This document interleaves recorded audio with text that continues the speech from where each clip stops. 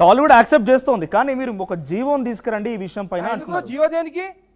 చేయండి. ఒక ఆర్డర్ ఉంటేనే మీరు చేస్తారా? మీరు ఎక్కడి నుంచి వస్తున్నాయి మీకు పైసలు? మీరు సినిమాలు తీస్తే ఈ పబ్లిక్ ఎవరైతే మధ్యతరగతి ఉంటారో, పేదవాళ్ళు ఉంటారో, వాళ్ళు వచ్చి టికెట్ కొంటేనే మీకు వస్తున్నాయి మూవీస్కి. వాళ్ళ కోసం ఇంత చేయలేరా మీరు?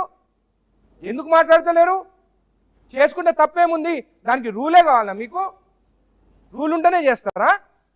ఇవి నేను ఎమ్మెల్యేగా నాకు రూల్ ఉందా చేయమని చెప్పి? నేను ఎందుకు చేసి చూపి పెట్టినాను? శ్రీరామచంద్రుడు సీతాదేవిని అగ్ని పరీక్ష ఎందుకు చేయించిండు? దేవుడే కదా, ఎందుకు చేయించిండు?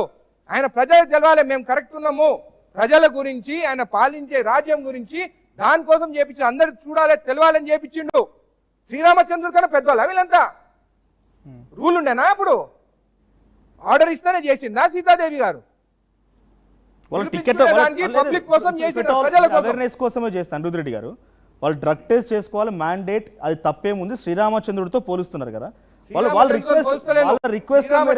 దేవుడే ఇట్లా చూపించినట్టు ప్రజలకి, అదే కదా ఫాలో అయ్యేది. వాళ్ళ రిక్వెస్ట్ లో మీరు టికెట్లు ఇచ్చేటప్పుడు జీవోలు ఇస్తారు, వాళ్ళకి సంబంధించి ఇంకేదైనా కార్యక్రమాలు కావాలంటే జీవోలు ఇస్తారు. మీరు మ్యాండేట్ చేయండి, పబ్లిక్ కూడా అవేర్నెస్ వస్తుంది కదా. అంటే మీ మాటని గవర్నమెంట్ యాక్సెప్ట్ చేయదు. మాట్లాడుతున్నారు, లా గురించి మాట్లాడుతున్నారు. మీరు లా గురించి మాట్లాడుతున్నారు కదా, ఖచ్చితంగా నేను మాట్లాడతాను, అందరితో మాట్లాడతాను, ఎమ్మెల్యేలతో మాట్లాడతాను, ఖచ్చితంగా సీఎం దృష్టికి కూడా తీసుకెళ్తాను. అది నేను నేను చేస్తాను.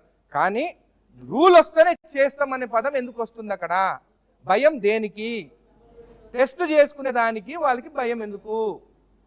ముందుకొచ్చి పెద్ద పెద్ద స్టార్స్ ముందుకొచ్చి ఇంకో మేము టెస్ట్ చేసుకున్నాము, మేమందరం క్లీను అని చెప్పొచ్చు కదా. అది కూడా అంటే నేనేం వాళ్ళని తప్పు పడతాను, మీరు తీసుకుంటానని నేను అంటలేను.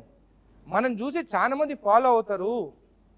మీరు చేసుకుంటే వాళ్ళకి అవేర్నెస్ ప్రోగ్రామ్ వస్తుంది. అరే మా యాక్టరు డ్రగ్స్ తీసుకోడు, వాళ్ళ ఫ్యాన్స్, మేము కూడా ఎక్కడున్నా కానీ పట్టిస్తాము,